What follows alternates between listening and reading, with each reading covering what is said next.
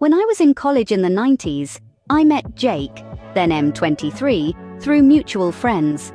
He had already graduated and was planning to move to the opposite side of the United States for grad school. And I had already been making plans to move with friends only a 90-minute drive away from where he was moving to. We had so much in common, fell in love, and it really seemed like fate, both planning to move 3,000 miles and landing so close together. He had 2 sisters and a younger brother who were all awesome people, and I became instant friends with them as well. Because he was in school and I was working, I would usually go to him to hang out on weekends. He was renting a house with 2 roommates, also in his program. We were young, so money was tight, but we had fun, went for taco dates, and spent a lot of time at his house where he was breeding and selling small animals. Jake was an animal sciences PhD student, so being around animals was normal, and I loved it. I met and became friends with his advisor's wife, Mary, F. mid-50s, who worked in administration at the university. She's a lovely woman, and I would often have lunch with her when I went over on weekends. Jake was a teaching assistant, TA, and I met other people in the program and made friends with them faster than he did. After about 2 years of dating, I was at the house one day, laying in bed together, in a state of some undress, and he said out of the blue, he was concerned I'd been gaining weight and it made it harder for him to be attracted to me. No concern about my health, it was all about him finding me unattractive. I sat up and said, well, then maybe you should make sure there is better food for me to eat than crackers and cheese when I come up on weekends. Even at 23, I didn't take that kind of BS. I had gained maybe 10 pounds since meeting him 2 years earlier, and still wore the same size clothes, about a US size 6, 8. I wasn't going to engage in a fight about it after all. It was his problem, not mine. So I asked him calmly, so what is your solution to this?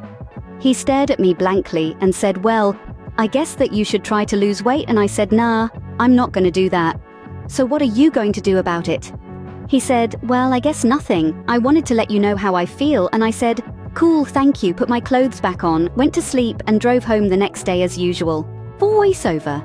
Our relationship carried on for 3 more months, until one day Jake called me. He wanted to end things, claiming that I didn't know enough about science. I was shocked. Was he serious? But then it hit me. The real reason wasn't my lack of scientific knowledge, it was Meg. Meg was an undergrad student Jake had been tutoring.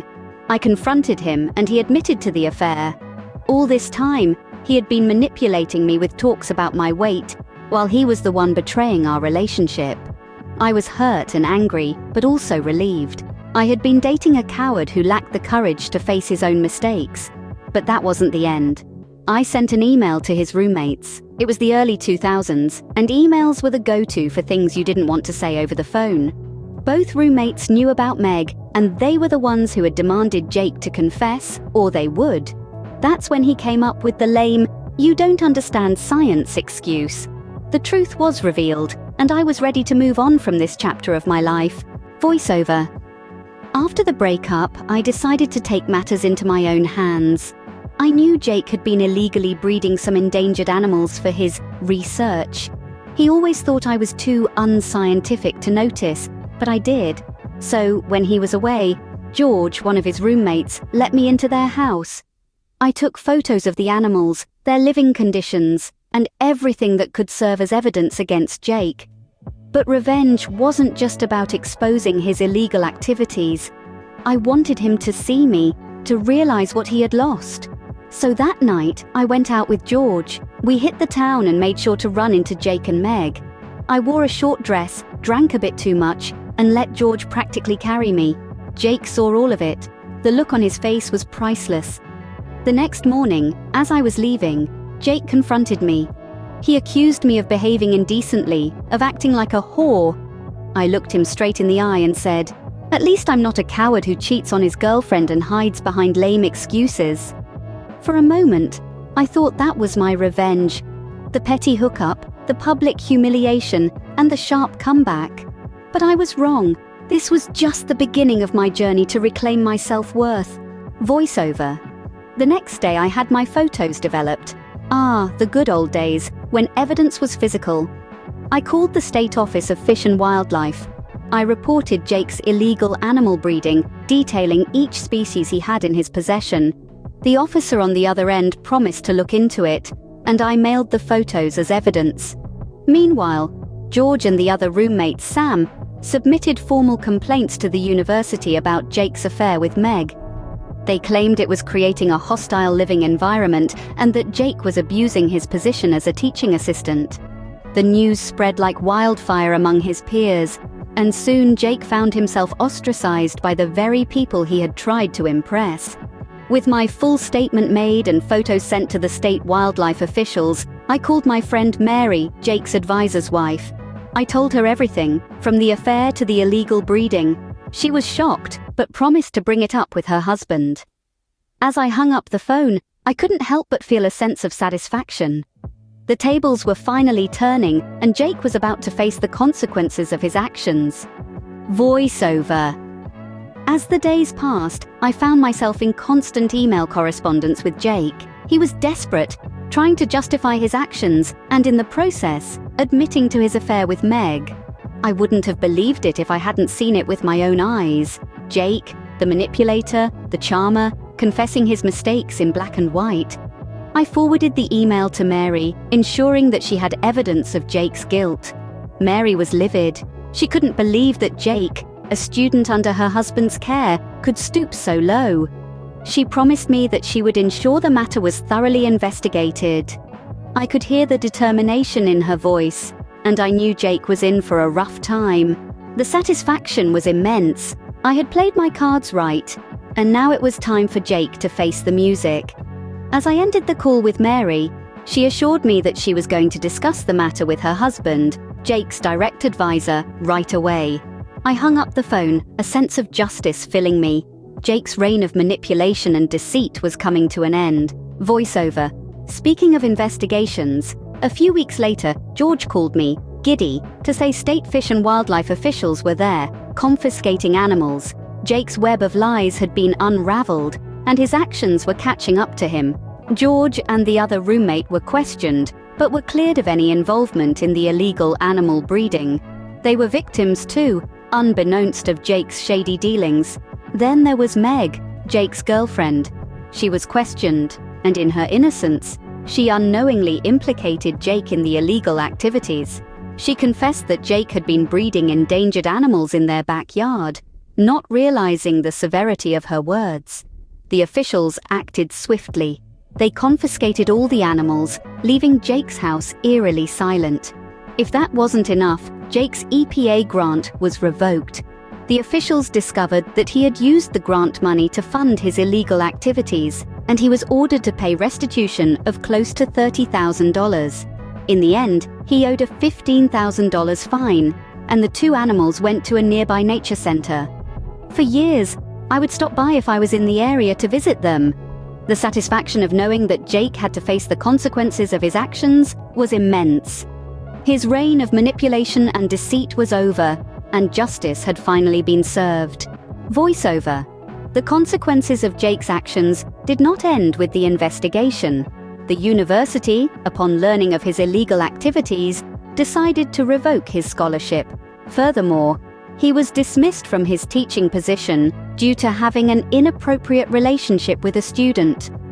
This was a major blow to Jake's academic career, a consequence of his own making. His personal life wasn't spared either. The truth about his relationship with Meg was exposed, and it led to further consequences. She was devastated, having been used as a pawn in Jake's game. His manipulation had not only cost him his freedom, but also the trust of someone who cared for him deeply. And then there were his sisters. I had avoided them after the breakup, unsure of how they would react, but I missed them. After a few months, I decided to reach out. I sent them an email explaining everything. I told them I missed them, and that Jake had broken up with me after trying to call me fat and cheating on me. I was honest about how strange I felt reaching out to them. The aftermath of Jake's deceit was widespread, affecting not only him, but also those around him. It was a harsh reminder of the ripple effect of one's actions.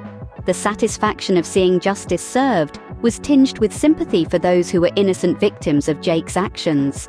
Voiceover. Years went by and life took us on different paths.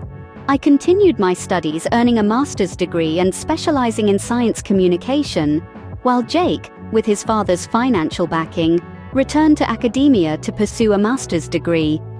Jake and Meg eventually got married and started a family. They had 2 children, and Jake immersed himself in his old passion for animal breeding. Despite everything, I maintained a separate relationship with Jake's siblings, who had become like family to me. Jake's parents eventually found out about the beginning of Jake and Meg's relationship and the end of ours. They were disappointed, but it didn't change the fact that Jake was their son.